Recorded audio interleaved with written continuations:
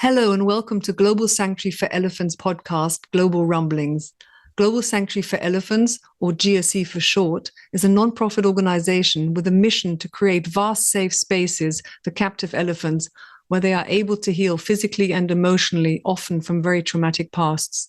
I'm your host, Nadia Mari, and I'll be taking you to the lush jungle of the Mato Grosso region in central Brazil, home of GSE's initial project, Elephant Sanctuary Brazil. Currently home to 6 female Asian elephants, lovingly referred to as the girls.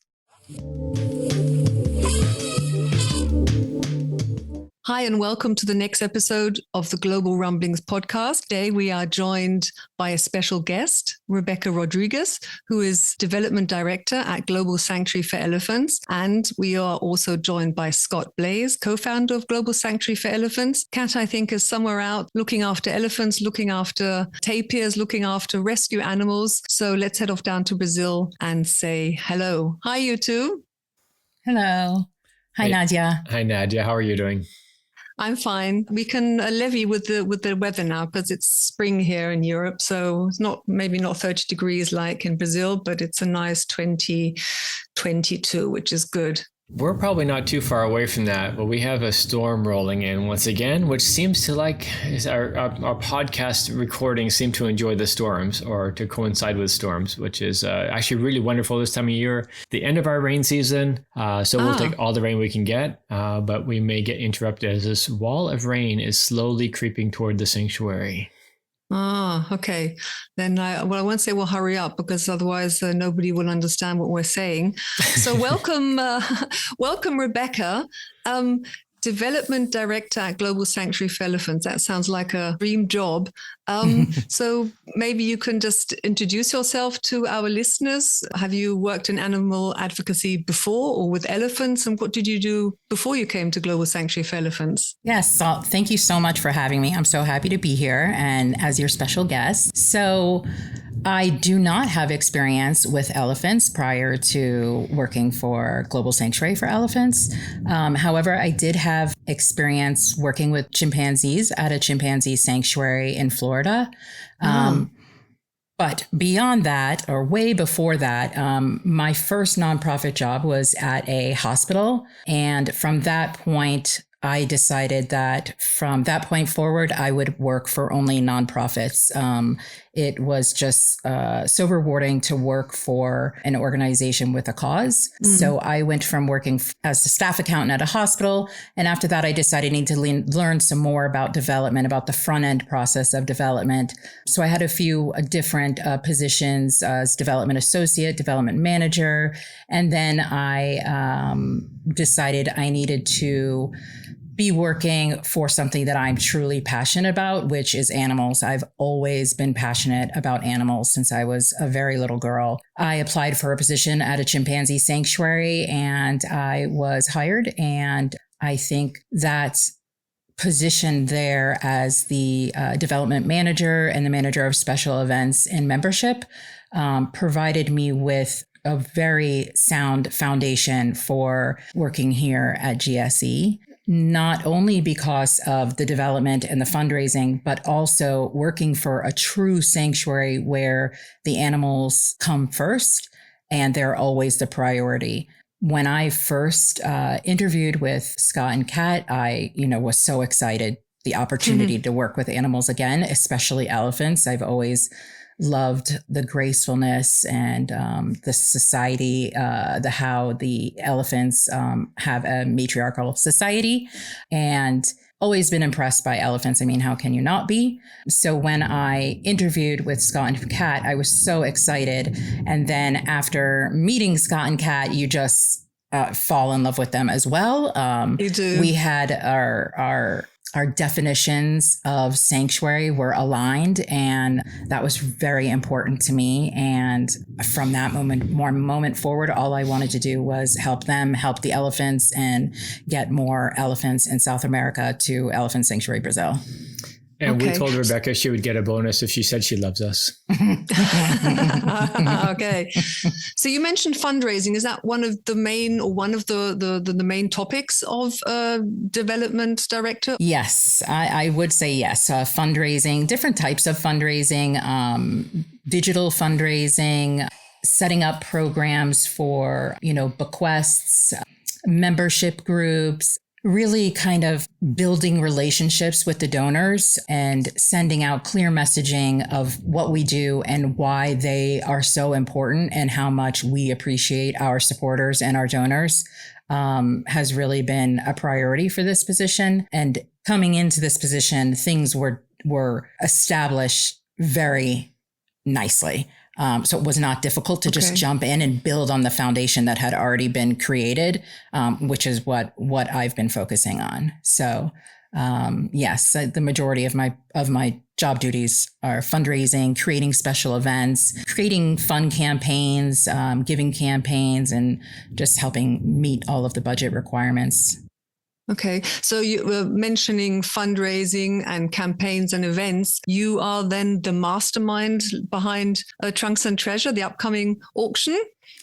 I don't know about the mastermind. Yeah, I just gotta look over Rebecca's shoulders, like, wait a minute, where's this going? But yes, she is maybe not the mastermind, but a primary part of the mastermind. Right. We all kind of meld together, but it is a team effort. Yes, and when we first met Rebecca, she was actually applying for a different position, and when we saw her application, we said, wait a minute. She has way more to offer than what this position was. And we weren't actually looking for a development director at the time, but we said, this is too good to pass up. And we were really grateful because, we're not fundraisers, we're elephant people. And, but we've been able to take the organization to this point, but we needed somebody to help us push it forward.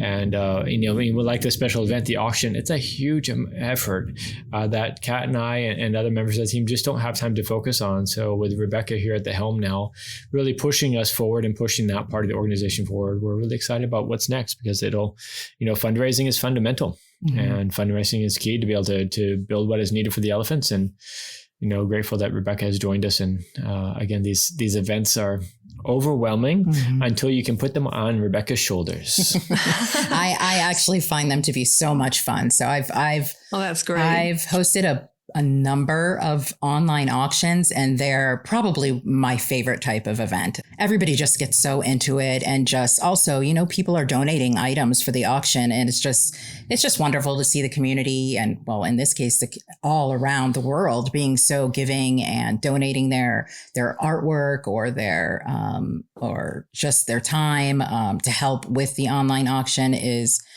just wonderful. So I'm really excited. I think it's really important for us to have, an annual event each year where all of our supporters can feel like they're involved and be part of it. And I think this is going to be fantastic. I'm excited. Yeah, a lot of work, but well worth the effort. Fantastic. Absolutely.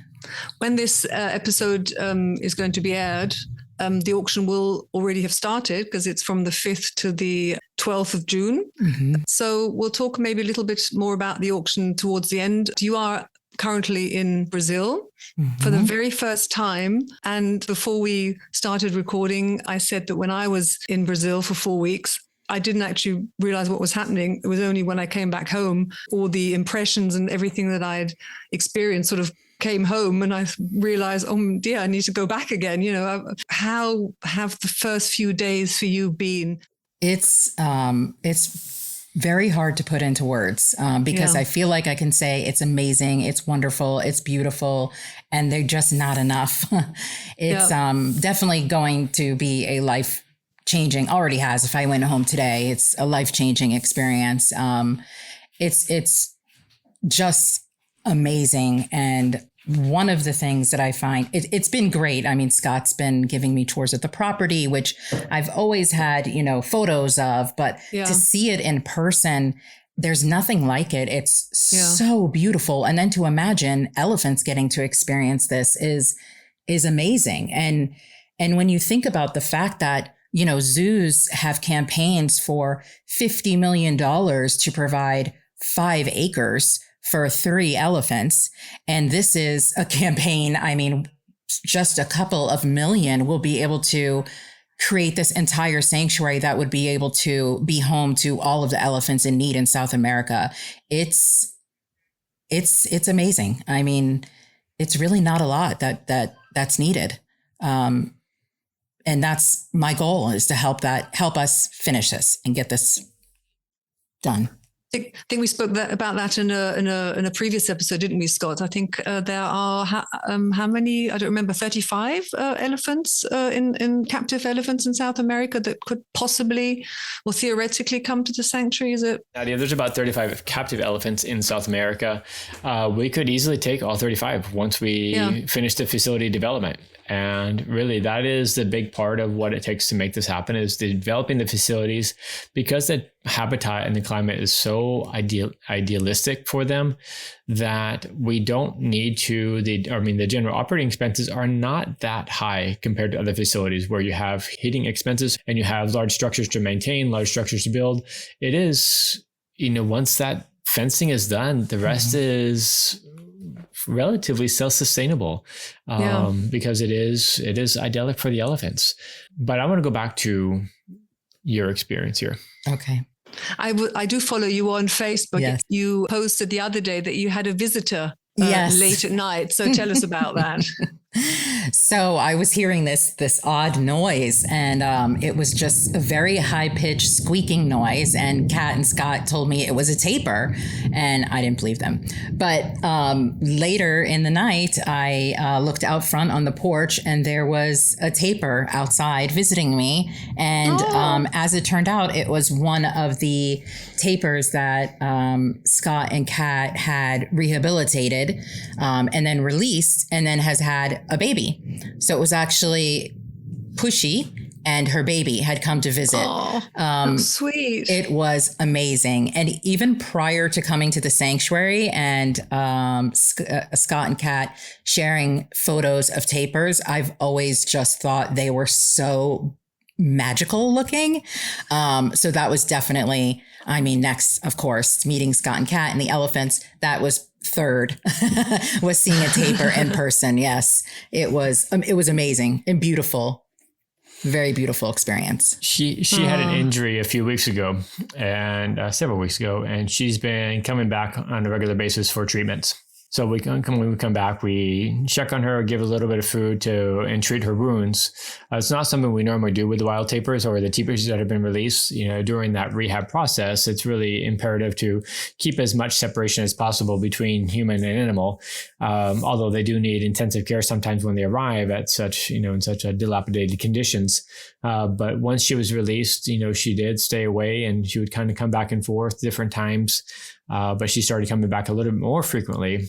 And now that she is almost recovered, she's still coming back and expecting the food that she gets when we do treatment, even though she doesn't get treatment. So she's coming back, and now she's begging. She knew that we didn't have any food, so she thought maybe Becca would give some handouts. But we have to tell Pushy, no, you are a wild tapir now. You have to go be a wild tapir again. And if you need us, we're here for you. But it's time to go be a wild tapir again. It's pretty. They're amazing animals. She was beautiful. She was beautiful. So I have a question. Experience. What is the most shocking thing for you since you've been here? What is the thing that surprised you the most? Definitely the space. Like I said, you could see it in the photos. I've seen drone footage, videos, everything that's on the website. But to actually see it in person, it's so much larger and just so much more vast, and the vegetation and everything, it's just beautiful and just perfect. I think, I'm not an elephant professional, but a perfect atmosphere and environment for, I think, the elephants to thrive. And I have to also mention that, seeing the elephants, it's very mixed emotions. I've loved them from afar for a long time, and that love is there, but it's also a little bit sad to think that they have so much, and there are some elephants out there that still just have so little. It's a little bit heartbreaking. And also you can't help but think of what they used to have. And now this, it's just, I'm just so grateful that this organization exists to not only help elephants in Brazil, but to help elephants around the world. And all we need is just the support to build fencing so that we can get more elephants here. I hate to think about them wherever they are right now. And I can see, when we say, give them the space and they'll heal, I can completely see why. I mean, I feel like I'm healing just in this space, and I think it's definitely just a healing experience for me, and it will be for all of the elephants that are next to come. I just hope they come soon. It's transformative here for everybody. Definitely. Whether you're here for a week, as Rebecca will be, or even just for a few days. Like I said, we had I think we mentioned in another episode that we had some college kids recently, biology students. And I got a note from the teacher a little while later after they got back to the main city. And she said it was so much more than they ever imagined it would be. And it was just, it's a magical place. I know we're biased. It's we magical. get to live it and see it every day, but it's pretty magical. I know this environment, everything that has fallen into place here has just been astounding. And as Rebecca was saying, we think about all those elephants that aren't here. And the difference between that and coming here is not that great. It's not having to reinvent the world. It's not a lot of money in the big scheme of things. There's a lot of work that needs to be done, but it's attainable. It's very attainable. I mean, at the last sanctuary that I worked at, it was so much more difficult to bring one of the chimpanzees or several chimpanzees. It just entailed so much more money cost wise. I mean, and here when I'm looking at the elephants, it's just it's steel fencing, that separates them. They don't, the barn area, the steel fencing, it's not hundreds of $1 million that they need, or, even $50 million that they need. And this is why Rebecca is our development director, because every time we ask a personal question, she goes back to, we can sell this, we can raise the money, which is what we need. But I want to, But that is personal, because I care about the elephants that are here. I care about the elephants that aren't here, and I want them to be here. I want all of the elephants to experience this. It's amazing. You have an opportunity that very few people have right now, and people get to live through your visit. Yeah. So Scott said, what was the most shocking thing? The most surprising, or did you say the shocking thing? I think it was the most shocking thing. Yeah, you asked what the most shocking thing was. What was the most unexpected, apart from the tapir you had? I'll say what mine was. I actually lived outside of the sanctuary property. I stayed in one of the volunteer houses. And at the time, I came in one evening for dinner. And there was a huge tarantula.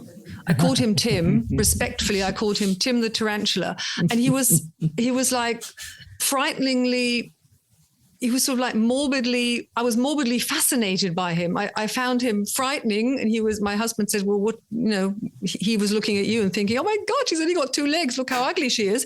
But he was so fascinating, but yet I was so frightened of him. But he just went about his way. I don't know if Tim's still there, but. What was for me the most unexpected? Unexpected. I mean, I have some experience very similar to your tarantula experience. For the past 2 mornings, I leave my boots outside because they get very dirty. So the past 2 mornings, I've gone to put my boots on, and there's a giant toad keeping warm in my boots. Oh, I love the toads. They're lovely. So the first day I thought it was my socks, and I reached my hand in and it was a toad. So I made Scott get it out for me. And then today I actually got it out myself. So, but there's all different types of little creatures and the birds. And I find them all very fascinating. The first few days, all the macaws, all the macaws are gorgeous for sure. The macaws are unreal. That's definitely an unreal sight to see them. I've only ever seen them, in a zoo setting or in somebody's house or, I'm going to interrupt for a here. second, Nadia. The wind is picking up quite substantially here. Okay. I don't know if you can hear that on your side, if that's breaking up the audio at all, because we don't have, as you know, the structures don't have doors for the most part because the weather is so perfect. So I don't know if that's going to cause a problem. No, I can see the video wobbling a bit. I can't hear any wind. I just see it at the time. Well, we would theoretically have like 10 minutes left. So we wanted to talk a little bit more maybe about the auction before we wrap up, which then will bring in the 50 million, I hope, 50 million for 3 elephants in the US. So 50 million for 35 elephants, Brazil. I'm going to go back to a memory, a Nadia memory also. When we were here, we actually getting ready for dinner one night. And I remember Nadia saying that she doesn't like large spiders. And at the same time, Kat pointed out a tarantula underneath the table. That was Tim. She's like, don't say anything. There's a tarantula there. Okay. What you don't see won't hurt you. Yeah. No. Which I learned last night too. Yeah. but definitely, I learned when I lived in the south. When I visited somebody in the south of France, they say never leave your shoes out because you have scorpions. So never put your hand in your boots. Always tip the boot out. But the toads are so big, they'll definitely take some tipping out because I can imagine they fit in quite snugly into a boot. They inflate themselves. I don't know how they do so, but they take up their whole space and then take them out, and it's like this little tiny toad again. I'm not sure how they lock themselves into the shoe. Don't take me out of my home. It was a little chilly the past 2 nights, so I think she was just trying to get warm and just stay a little toasty. So that's okay. I'll share my boots. That's good. And the auction before we get cut off either by time or we get cut off by a famous rainstorm. Obviously, when this episode is out, the auction is already going to be running for one day. And is it very easy? I've never actually done an online auction. I've never actually participated. So for non-technical supporters, is it easy to do? Is there like a catalog? Can I flick through it and say, I like this piece of art, or I want to bid for the journey, for the too experienced journey to come over to Brazil? Yes. The items are categorized. You can either scroll through all of the items, or you could go to specific categories that maybe that you're interested in. And then there is an automatic bidding. So let's say you want to bid up to $100. You can enter $100. And if somebody outbids you at 50, it'll automatically bid for you. So it's very easy. There is a support hotline. So for people who are not good with technology, they can call the hotline and they'll walk them through everything, through registering, through how to bid. It's very simple. And I've used this platform several times, and it flows very nicely. So I think even people who aren't so technologically savvy can enjoy the auction as well. Okay, great. We'll be adding all that into the show notes. So how long do you still have in Brazil? I arrived on Tuesday evening, late Tuesday evening. So Wednesday was my first full day, and I believe I leave on Tuesday. Will be my last day, sadly. I would like to never leave. Well, with a good internet connection, you can do your job from Brazil as well, I'm sure. Yeah. But you're definitely got plans then to come again. Absolutely. Absolutely.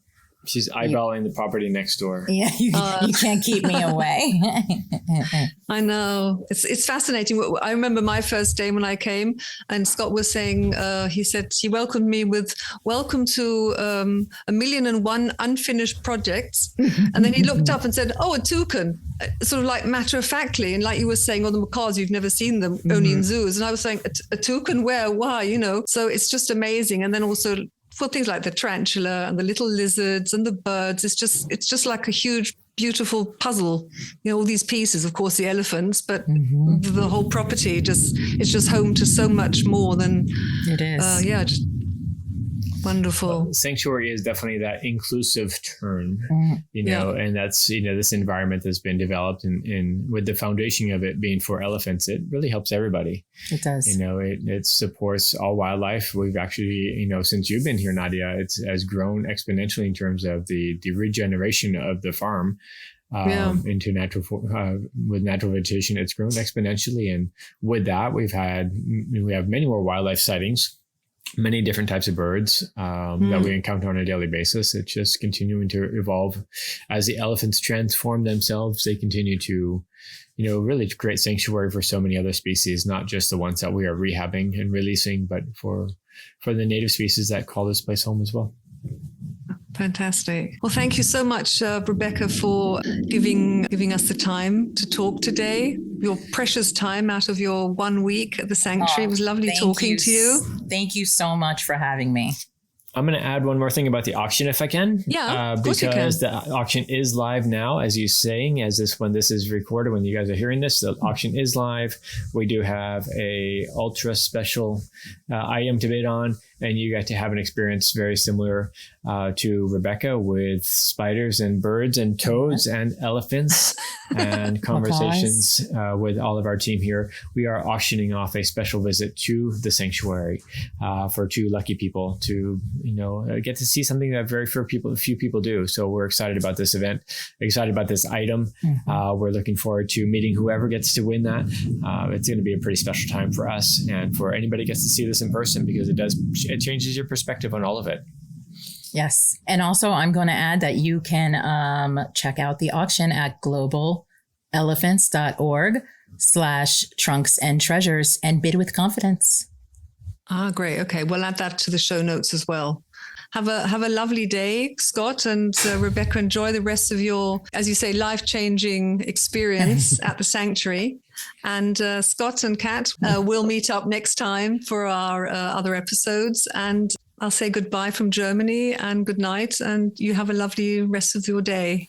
Thank you, Nadia, once again. And Rebecca, thanks for joining us. It's been a pleasure having you here at the sanctuary and giving the folks out there a little bit different perspective of what it means to be here. And we look forward to the next few days and look forward to seeing how the auction does. And Nadia, we look forward to talking to you next time. Yes. Okay. Thank you. Bye. Bye. Take care. Okay, listeners, thank you very much for joining in to this episode. And we hope you enjoyed it, especially learning about Becca and her job and her wonderful experience she's having at the sanctuary in Brazil. All the links to the auction and to the live event you will find in the show notes. So head on over to the auction now and place a bid. And yes, maybe place a bid on that wonderful prize of flying to Brazil to meet Scott and Kat and spend a few days in the elephant sanctuary. Bye-bye and take care.